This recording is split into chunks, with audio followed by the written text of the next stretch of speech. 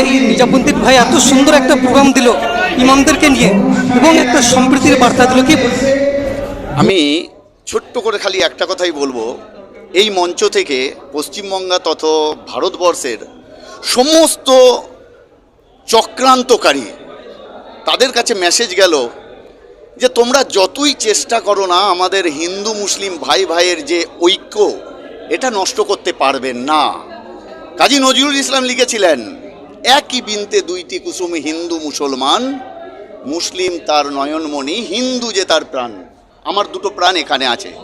সুতরাং চক্রান্ত আপনি চালিয়ে যান, যত খুশি চালান, আমরা দুজনাই যখন এক হয়ে যাব তখন ওই নকল ধর্মধারীগুলো কোন গলি দিয়ে পালিয়ে যাবে তার উত্তর আমি দিতে পারবো না।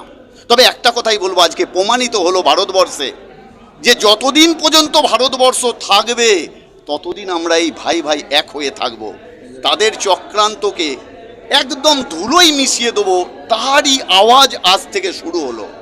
চেষ্টা চালিয়ে যাও, আমরাও রেডি আছি তোমাদের জবাব দেওয়ার জন্য। বাস এটাই কাফি। আপনার নাম এবং পরিচয়? আমার নাম আমজেদ আলী। আমি বর্তমানে প্রবাসী, চেন্নাই থেকে এখানে এসেছি এই সংগঠনের জন্য কাজ করার জন্য।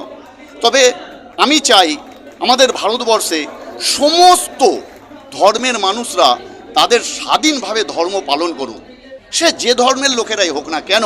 আমি যেমন একজন মুসলিম, আমি যেমন আমার মুসলিম ধর্মকে শ্রদ্ধা করব, পালন করব, ঠিক তেমন আমার দুপাশে আমার ভাইয়েরা রয়েছে, তারাও তাদের ধর্মকে শ্রদ্ধার সঙ্গে পালন করবে।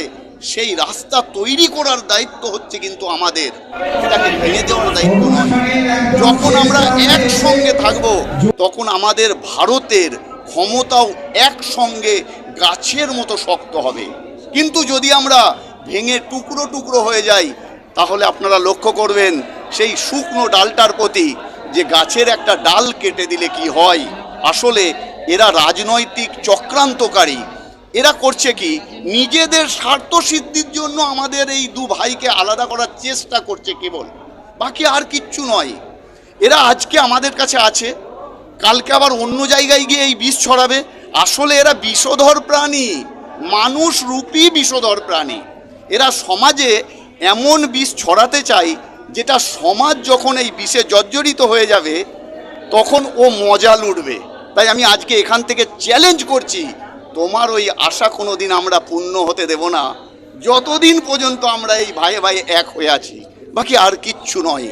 বাস সকলে সুস্থ থাকুন, ভালো থাকুন, এই কামনা করি।